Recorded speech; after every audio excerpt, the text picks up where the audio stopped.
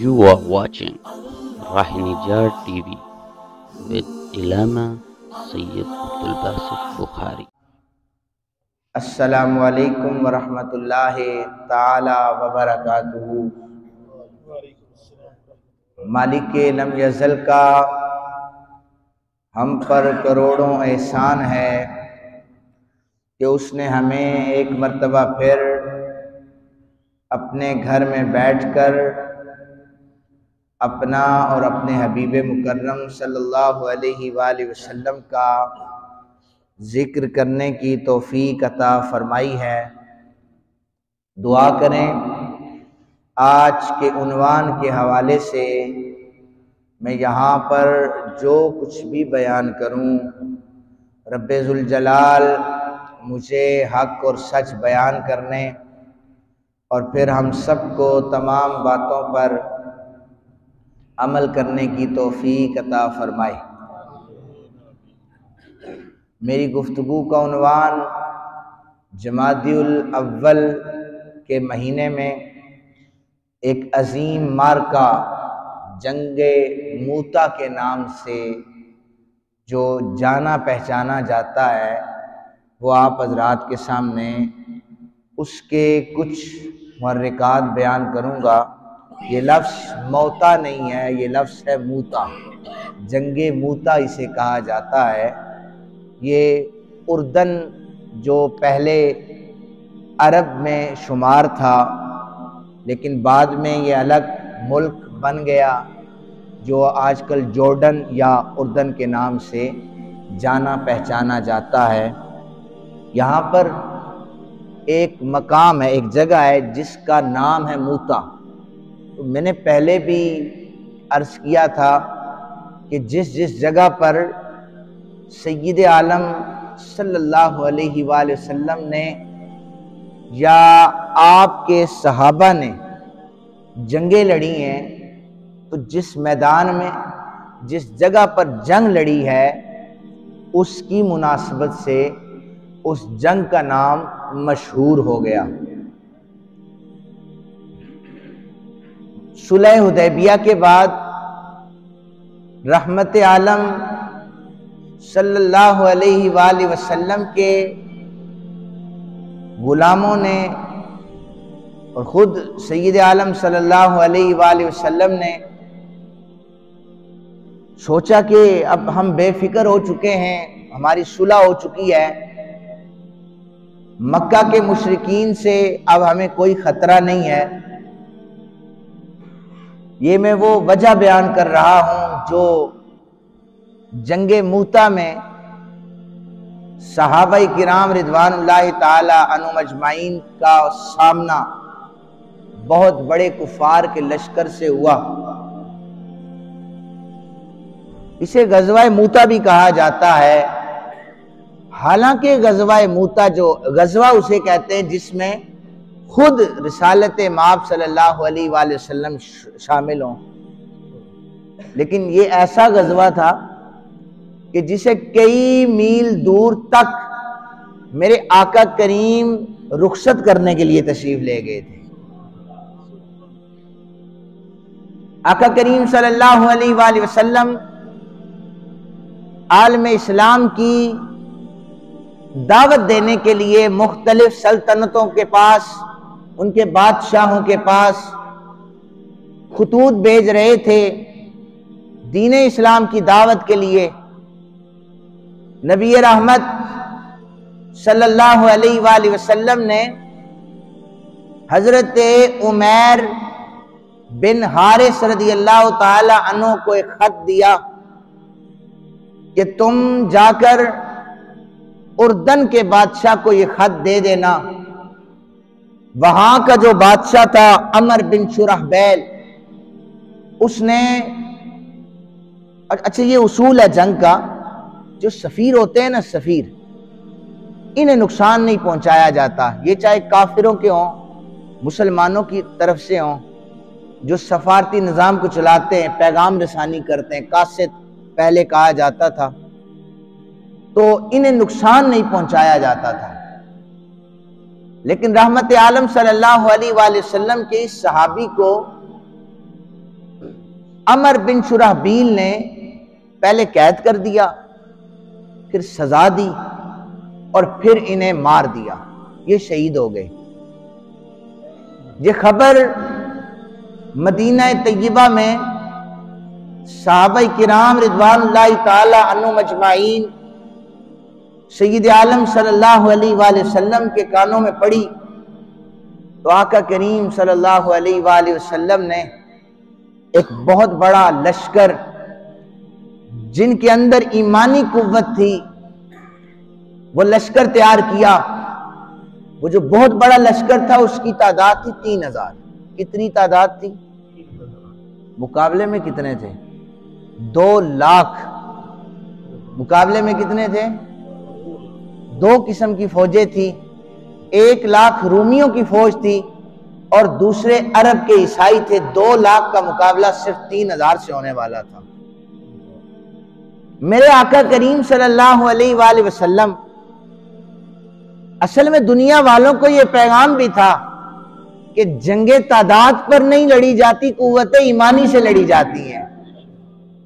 کبھی 313 کا مقابلہ 1000 سے ہوا اور کبھی 1000 کا مقابلہ 40000 سے ہوا اور کبھی 3000 کا مقابلہ 2 لاکھ سے ہوا اور پھر کبھی 72 کا مقابلہ ہزاروں سے ہو گیا۔ 3000 سے صحابہ تھے اور سامنے 2 لاکھ کی فوج تھی۔ میرے آقا کریم صلی اللہ علیہ وآلہ وسلم نے فرمایا سب سے پہلے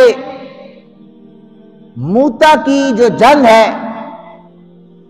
اس کا سالار میرا غلام زید بن حارثہ ہوگا، اور زید بن حارثہ یہ رسول پاک صلی اللہ علیہ وآلہ وسلم کے منہ بولے بیٹے بھی تھے۔ اور یہ بھی نالج کے لیے یاد رکھیں یہ واحد صحابی ہے جس کا نام قرآن میں بھی آیا ہے، اور پہلے انہیں زید بن محمد بھی کہا جانے لگا تھا۔ قرآن نے منع فرمایا کہ ولدیت تبدیل نہیں ہو سکتی، منہ بولا جو بیٹا ہوگا وہ صرف آپ کے زیر سرپرستی ہوگا لیکن اس کی ولدیت وہی رہے گی جس کا وہ بیٹا ہے۔ تو پھر بعد میں زید بن حارثہ کہا جانے لگا۔ ان کے ابا انہیں ڈھونڈتے ڈھونڈتے آئے تھے نا، گم ہو گئے تھے حضرت زید بن حارثہ۔ یہ تربیت کس انداز سے ان کی یہ بھی بتاؤں گا آپ کو۔ 3 صحابی ہیں، تینوں نے جھنڈا اٹھایا تھا، تینوں کے حوالے سے بتاتا ہوں۔ زید بن حارثہ گم ہو گئے، ماں تڑپتی رہی، باپ ڈھونڈتا رہا، کسی نے بتایا در رسالت پر چلے جاؤ، وہاں پر زید کو ہم نے دیکھا ہے۔ یہ چھوٹے سے بچے تھے، تو جب باپ تڑپ رہا تھا تو باپ نے آ کر کہا آقا زید کو میرے حوالے کر دیں، میرے حضور نے فرمایا کہ تم خود زید سے پوچھو جانا چاہتا ہے، اگر زید جانا چاہتا ہے تو ہم بھیج دیں گے۔ تو باپ نے پوچھا زید تم میرے ساتھ جانا چاہتے ہو؟ حضرت زید کا جواب تھا مجھے حضور سے اچھا اس کائنات میں لگتا ہی کوئی نہیں ہے، میں یہاں سے جانا ہی نہیں چاہتا۔ میرے آقا کریم صلی اللہ علیہ وآلہ وسلم نے فرمایا کہ سب سے پہلے جنگ میں جو جھنڈا ہوگا وہ میرے غلام حضرت زید بن حارثہ کے ہاتھ میں ہوگا۔ اگر جنگ لڑتے لڑتے میرے زید کو شہادت کا رتبہ مل گیا نا تو پھر یہ جو جھنڈا ہے یہ حضرت جعفر طیار رضی اللہ تعالیٰ عنہ کے ہاتھ میں ہوگا۔ حضرت جعفر حضرت علی پاک کے بھائی ہیں، اور یہ کون ہیں؟ ان کے دونوں بازو کٹ گئے تھے حضرت جعفر طیار کے۔ حضور انہیں جعفر طیار اس لیے کہا جاتا ہے، طیار کا مطلب ہوتا ہے اڑنے والا۔ تو حضور نے فرمایا کہ یہ جو میرے چچا زاد ہے نا حضرت جعفر، اللہ تعالیٰ نے انہیں نورانی پر عطا کر دیے ہیں، یہ جنت میں اڑتے ہوئے سیر کرتے رہیں گے۔ اور حضرت علی پاک نے خط لکھا تھا تو اس خط کا متن یہ تھا کہ میں محمد کا بھائی، یہ صرف ایک اشارہ دے رہا ہوں، میں محمد کا بھائی خط لکھ رہا ہوں، میرا بھائی وہ ہے جو جنت میں اڑ کر سیر کرتا ہے، حضرت جعفر طیار۔ اور ایک دفعہ سیدہ عائشہ پاک بیٹھی ہوئی تھی، بالکل اس طرح گفتگو ہو رہی تھی، تو آقا کریم صلی اللہ علیہ وآلہ وسلم نے اس طرح کیا، وعلیکم السلام ورحمت اللہ۔ حضرت عائشہ کہنے لگی یا رسول اللہ یہ سلام کسے دیا ہے؟ فرمایا فرشتے گزر رہے تھے، میرا جعفر بھی ان کے ساتھ اڑ کر گزر رہا تھا، اور میں نے اپنے بھائی جعفر کو فرشتوں کی صورت میں دیکھا ہے، اللہ نے اسے پر عطا کیے ہیں، وہ اڑ کر آسمانوں کی سیر کرتا ہے۔ بازو کٹ گئے تھے، تو یہ حضرت جعفر طیار ہیں۔ حضور نے فرمایا زید بن حارثہ شہید ہو جائیں تو جھنڈا حضرت جعفر کے ہاتھ میں ہوگا، اور اگر میرا جعفر بھی شہید ہو جائے نا تو پھر جھنڈا حضرت عبداللہ بن رواحہ کے ہاتھ میں آ جائے۔ حضرت جعفر طیار میں پہلے بھی سیرت میں بیان کر چکا ہوں، نجاشی کے دربار میں بھی جب لوگوں نے آ کر کے کہا تھا نا کہ پتہ نہیں یہ کون سے دین کو قبول کر بیٹھے ہیں، تو نجاشی نے کہا تھا تم میں سے کوئی لیڈر ہے جو مجھے قائل کر سکے؟ تو جعفر طیار نے نجاشی کے دربار میں کھڑے ہو کر سورہ مریم کی تلاوت کی تھی، تو وہ سورہ مریم کی تلاوت حضرت جعفر فرما رہے تھے، نجاشی کے دل اور آنسو جو تھے وہ اتنے نرم ہو چکے تھے کہ نجاشی نے انہیں امان دینے کا وعدہ فرما دیا تھا۔ عبداللہ بن رواحہ کون ہے؟ یہ تیسرے صحابی ہیں۔ حضور نے فرمایا کہ اگر جعفر طیار بھی شہید ہو جائے تو پھر جھنڈا ایسا کرنا کہ عبداللہ بن رواحہ کے ہاتھ میں آ جائے۔ عبداللہ بن رواحہ وہ ہیں کہ حضور کے صحابہ کہتے ہیں کہ جب کبھی گرمیوں کے موسم میں ہم سفر کیا کرتے تو سفر میں روزہ معاف ہوتا، وہ رستہ تھا کٹھن قسم کی پہاڑیاں اور بڑی اونچائی پر جا کر پھر غاروں میں رات گزارنی، دن میں دھوپ ہے، ریگستانوں سے گزرنا، روزہ معاف تھا، قرآن موجود ہے۔ صحابہ کہتے ہیں کہ دو ہی اشخاص کا روزہ ہوا کرتا تھا، یا تو آقا کریم صلی اللہ علیہ وآلہ وسلم کا روزہ ہوتا تھا سفر میں، یا حضرت عبداللہ بن رواحہ کا روزہ ہوتا تھا۔ یہ ایسے صحابی ہیں، اور ایسے فی البدی اشعار یہ کہتے تھے۔ ویسے تو آقا کریم صلی اللہ علیہ وآلہ وسلم کو افصح العرب، فصیح اور بلیغ کلام کرنے والا کہا گیا ہے، لیکن ایک دن میرے آقا کریم صلی اللہ علیہ وآلہ وسلم نے بلایا، عبداللہ بن رواحہ ادھر آؤ، ابھی اسی وقت میری شان میں کلام پڑھو، کلام نیا ہو ابھی پڑھو۔ حضرت عبداللہ بن رواحہ نے اسی وقت شعر پڑھا کہ یا رسول اللہ، اللہ نے آپ کو جتنے کمالات دیے ہیں، اللہ ان تمام کمالات کے ساتھ آپ کو قیامت تک سلامت رکھے۔ میرے آقا کریم اٹھے، گلے سے لگایا، فرمایا میرے عبداللہ اللہ تجھے بھی سلامت رکھے۔ عرض کرنے لگے آقا مجھے شہادت کی دعا دیجیے، اللہ مجھے شہادت کا رتبہ عطا فرمائے۔ جب یہ جنگ موتا کے لیے نکلے نا تو لوگ کہنے لگے کہ اللہ تمہاری خیر فرمائے، اللہ تمہاری حفاظت کرے۔ حضرت عبداللہ بن رواحہ کہنے لگے یہ دعا نہ دو، مجھے دعا دو کہ اللہ تعالیٰ مجھے شہادت کا رتبہ عطا فرمائے۔ حضرت عبداللہ بن رواحہ یہ بھی جنگ میں موجود تھے۔ اب یہ تینوں صحابہ جو تھے یہ شہید ہو گئے تھے، میں اس کی ڈیٹیل بتاتا ہوں آپ۔ عبداللہ بن رواحہ یہ کہہ رہے تھے کہ مجھے شہادت کے رتبے پر فائز ہونے کی دعا دو کہ جب میری قبر سے بھی کوئی گزرے نا تو کوئی دیکھ کر یہ کہے کہ کتنا عمدہ غازی ہے جو رسول اللہ کے دین پر قربان ہو گیا ہے۔ آج کل سوشل میڈیا کا دور ہے، ہر جگہ کا پروگرام ہو یا کسی بھی جگہ پر کوئی ایونٹ ہو تو وہ کیمرہ اسے کیپچر کر لیتا ہے، اور دنیا میں جہاں کہیں کوئی دیکھنا چاہے وہ دیکھ سکتا ہے۔ یہ اردن جو ہے یہ شام میں، جنگ موتا جو ہے یہ شام میں لڑی گئی، اور سید عالم صلی اللہ علیہ وآلہ وسلم کا پاک مدینہ یہ 1000 سے بھی زیادہ کلومیٹر کا فاصلہ بنتا ہے، 1000 سے بھی زیادہ کلومیٹر۔ آقا کریم صلی اللہ علیہ وآلہ وسلم نے جب یہ فرمایا نا پہلے جھنڈا میرے غلام حضرت زید بن حارثہ کے ہاتھ میں ہوگا، وہ شہید ہو گئے تو جھنڈا جعفر طیار کے ہاتھ میں ہوگا، وہ شہید ہو گئے تو جھنڈا حضرت عبداللہ بن رواحہ کے ہاتھ میں ہوگا. پھر اس کے بعد مسلمان جسے چاہیں اپنا امیر مسلط کر لیں، اپنا امیر بنا لیں. تو قریب ایک نعمان نامی یہودی کھڑا تھا.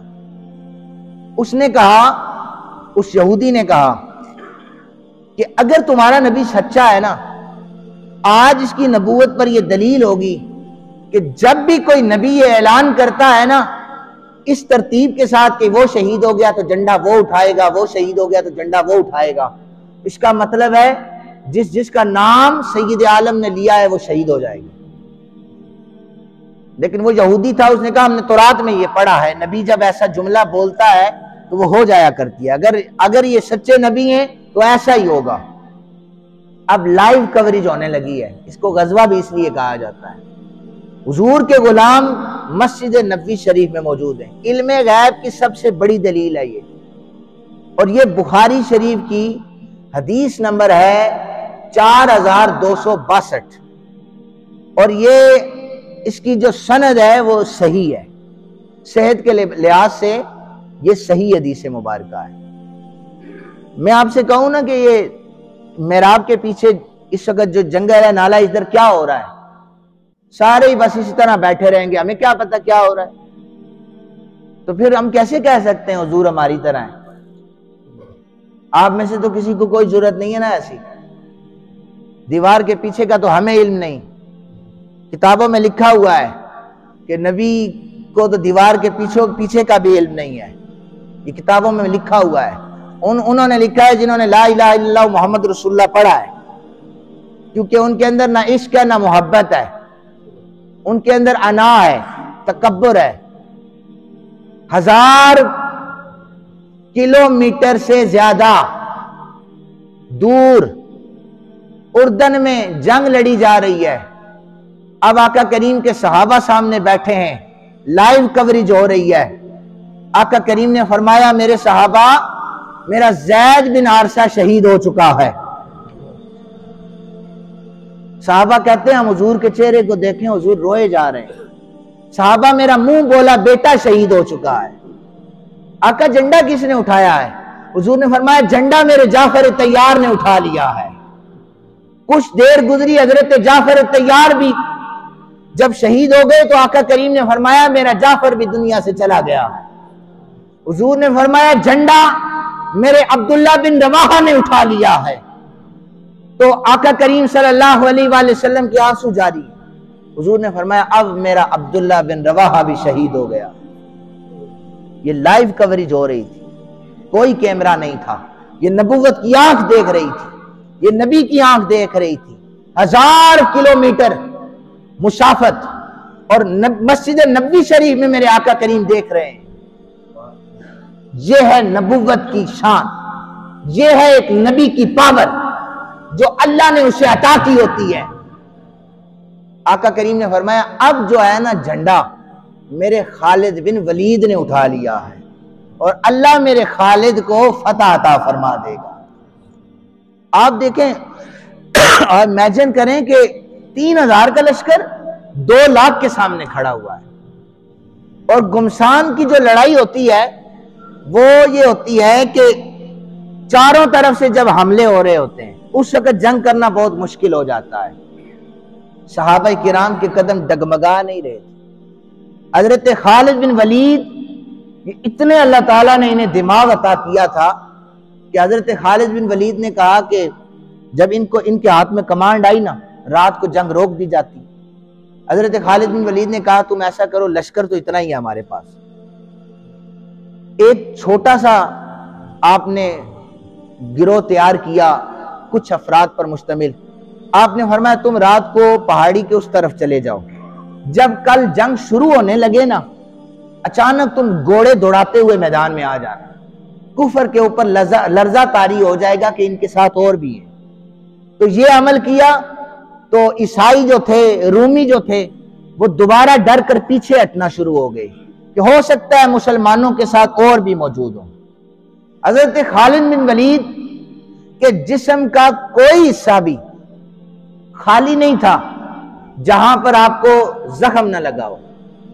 اور جنگ موتا میں حضرت خالد بن ولید کے پاس 8 تلواریں تھیں، یعنی یکے بعد دیگرے 8 تلواریں ٹوٹ گئی. اور تلوار کا ٹوٹنا یہ بہت بڑے بہادر کی علامت ہوتی تھی کہ اس نے بہت زیادہ بندے مارے ہیں. یعنی وہ گردنیں کاٹ کاٹ کر تلواریں ٹوٹی اور 8 تلواریں ٹوٹ گئی. تو میرے آقا کریم نے اسی جنگ میں فرمایا تھا کہ خالد جو ہے یہ اللہ کی تلوار ہے. خالد کیا ہے؟ اللہ کی تلوار ہے. تو حضرت خالد بن ولید دعائیں مانگا کرتے تھے، یا اللہ مجھے شہادت کا رتبہ عطا فرما. لیکن آپ کو شہادت کی موت نہیں آئی، آپ طبعی موت مرے، بستر میں بیمار ہوئے، آپ کو وہاں پر آپ کا وصال ہوا، جسم کا کوئی حصہ بھی خالی نہیں تھا. حضرت خالد بن ولید نے کسی جنگ میں بھی یہ ڈرتے نہیں تھے کسی سے. لیکن ایک ایسی بھی جنگ ہوئی جبلہ بن احم، یہ جنگ یرموک کے نام سے بھی مشہور ہے. تو یہ حضرت عمر پاک کے دور میں لڑی گئی تھی. اس جنگ میں بھی بڑی تعداد موجود تھی اور حضرت خالد بن ولید کے ساتھ ایک صحابی تھے، ان کا نام تھا رافع بن عمر تائی رضی اللہ تعالی عنہ. دونوں بالکل آرام سے بیٹھ گئے کہ اب موت آ چکی ہے، اب ہم گئے. چونکہ انہیں چاروں طرف سے مشرکین نے، کفار نے گھیرے میں لے لیا تھا. حضرت عمر کا زمانہ تھا. دیکھیے صحابہ کرام کے جذبے. نبی رحمت صلی اللہ علیہ وآلہ وسلم کا وصال بھی ہو چکا تھا. آقا کریم حضرت عبیدہ بن جراح کے خواب میں تشریف لے آئے، میرا خالد کفار میں پھنس چکا ہے، جاؤ جا کر میرے خالد کی مدد کرو. صحابہ کرام نے بڑا لشکر تیار کیا. عبیدہ بن جراح نے اعلان کیا کہ لوگوں، خالد بن ولید کو اس وقت مدد کی ضرورت ہے. یہ اعلان حضرت خالد بن ولید کی زوجہ محترمہ کے کانوں میں پڑ گیا. دیکھیں حضور کی جو صحابیات تھی وہ کیسے عمل کرتی تھی. ان کے کانوں میں جب یہ اعلان پڑی نا تو زوجہ کہنے لگی میرے سرتاج نے کبھی کسی کے آگے وہ ڈرا ہی نہیں ہے، وہ کیسے پھنس سکتا ہے کفار کے نرخے میں. تو ان کی زوجہ نے جب نظر دوڑائی نا تو حضرت خالد بن ولید رضی اللہ تعالیٰ عنہ کا جو امامہ شریف تھا وہ گھر میں رہ گیا. تو ادھر حضرت رافع بن عمر تائی سے کہہ رہے تھے کہ اب قضا آ چکی ہے، تمہیں پتہ ہے کہ آج کیوں ہم پھنس گئے؟ اور حضرت رافع بن عمر تائی کہنے لگے مجھے نہیں پتا، لشکر زیادہ ہے. کہنے لگے نہیں، خالد کبھی ڈرا ہی نہیں ہے، آج خالد غلطی سے اپنا امامہ گھر میں بھول آیا ہے. کیونکہ وہ امامہ گھر میں بھول آیا ہے جس امامے میں سید عالم صلی اللہ علیہ وآلہ وسلم کے منہ مبارک سلے ہوئے ہیں. ان منہ مبارک کی برکتوں سے خالد ہمیشہ جیتا ہی آ رہا ہی نہیں ہے اور یہ کبھی ڈرا ہی نہیں ہے. یہ جب مدینہ شریف میں اعلان ہوا نا حضرت عبیدہ کی طرف سے، تو برقع پہن کر نقاب کی حالت میں جو مجاہدین جنگ یرموک کی طرف بڑھ رہے تھے